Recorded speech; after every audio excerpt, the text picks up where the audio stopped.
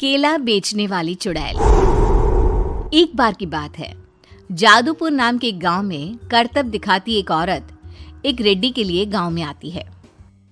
आइए आइए मेहरबान कदरदान, खाइए रोहड़ा के ताजे ताजे केले। कभी खाए नहीं होंगे ऐसे केले, पीले पीले केले खाइए।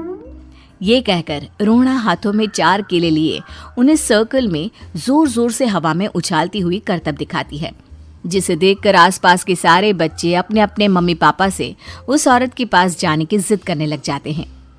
पापा, ऐसा तो सर्कस में बॉल से होता है ना, ये आंटी तो केले से कर रही है। चलिए ना पापा, देखते हैं।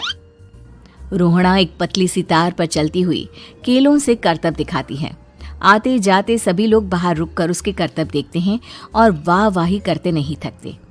जैसे ही एक आदमी पास आकर उसे पैसे देने लग जाता है, तब वो कहती है, अरे नहीं नहीं साहब, मैं करतब तो बच्चों के मन को बहलाने के लिए करती हूँ। धंधा तो मेरा केले का है। पीछे देखो मेरी रिड्डी, जो भी मेरे केले खाएगा मेरी तरह चुस्त दुरुस्त और तंदुरुस्त हो जाएगा। पता चलता है क्या कि मेरी उम्र 55 की है। अरे पर ऐसे ठंड के मौसम में कोई केला क्यों खाएगा? ये ऐसे वैसे केले नहीं है साहब, ये शरीर में गर्मी देते हैं। ठंड को दूर भगाए जो भी रोहिणा के केले खाए। पापा, अगर मुझे केले नहीं मिले तो मैं घर नहीं जाऊंगी। तभी उसके पापा कहते हैं कि बेटा, केले ठंड में कभी गर्मी नहीं देते। ये सब कहने की बातें हैं, सामान बेचने का तरीका है इनका। पर पिंकी नहीं मानती। मैं केले खाऊंगी। पिंकी की जिद के आगे नत्थू हार जाता है और उसे केले खरीद कर दे देता है। पिंकी खुश होकर केले घर ले आकर खाती है।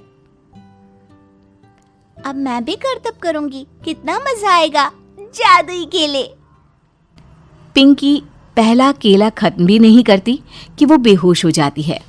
दूसरे केले से एक काला धुआं आता है और रोहड़ा चुड़ैल बनकर बाहर निकल आती है। मेरे भूतिया केले बच्चे न खाए, ऐसा हो ही नहीं सकता। जादूपुर वालों, कब तक बचोगे? आ गई हूं मैं रोहड़ा, जिसका कोई नहीं कर सकता सामना। रोहड़ा पिंकी को गोद में उठाकर काले धुएं में कहीं गायब हो जाती है। शाम के वक्त नत्थू घर लौटता है और पिंकी को घर में ना पाकर उसकी माँ से कहता है, माँ पिंकी कहाँ है? अरे बेटा, उसे तो तू सुबह करतब दिखाने ले गया था ना, फिर कहाँ वापस आए तुम दोनों? मुझे लगा तू उसे अपने साथ मंडी ले गया होगा। हे भगवान, मेरी बच्ची कहाँ गई? मैं उसे घर ही तो छोड़कर गया था माँ। नत्थू गांव के घर कोने में अपनी बेटी को ढूंढता है, पर उसे वो कहीं नहीं मिलती। परेशान होकर आखिर रो रो कर नत्थू हिम्मत हार कर घर लौट आता है।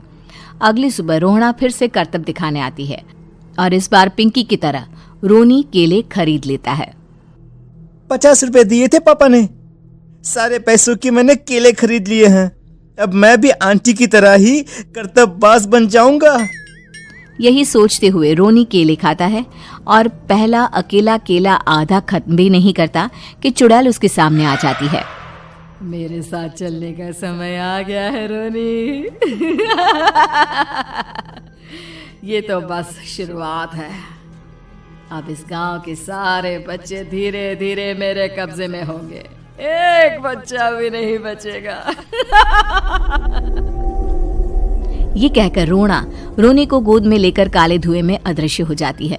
इसके बाद हर रोज गांव में से कोई ना कोई बच्चा गायब होता, पर ऐसा क्यों हो रहा है किसी को भी समझ में नहीं आ पा रहा था।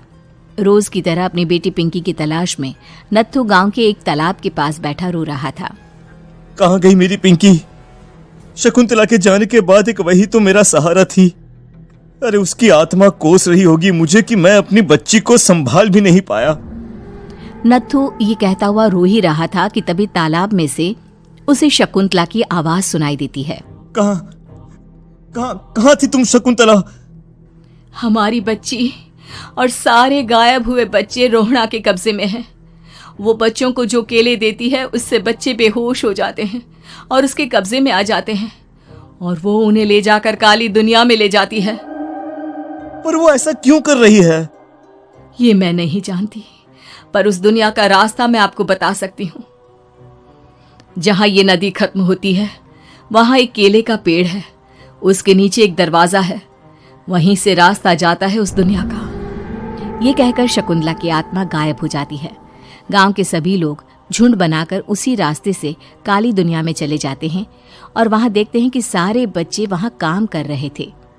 पापा मुझे ले चलो यहाँ से। पापा पापा। सभी बच्चे अपने मम्मी पापा से लिपट जाते हैं। तो तुम लोग यहां तक आ गए? क्यों हमारे बच्चों को पकड़ लिया तूने? तुझे शिकार ही बनाना है तो ले, हम सब आ गए हैं, हमें खा ले।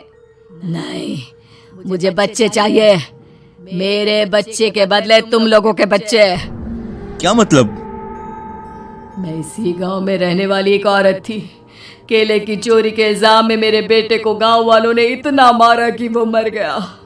उसी दिन मैंने ठान लिया कि गांव वालों का भी वही हाल करूंगी।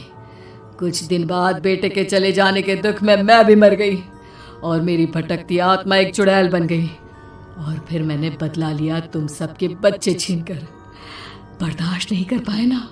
सोचो मुझ पर क्या बीती होगी। हमें माफ कर दो रोना। पता नहीं ये किसकी गलती थी, पर हम सभी माफी मांगते हैं। हमारी खुशियां लौटा दो, तुम भी तो एक माँ हो। गांव वालों की बात सुनकर रोना का मन पिघल जाता है और वो बच्चों को छोड़ देती है। उसके बाद काली दुनिया बच्चों के लिए जादुई दुनिया बन जाती है। अब कोई भी कभी भी वहां आ जा सकता था।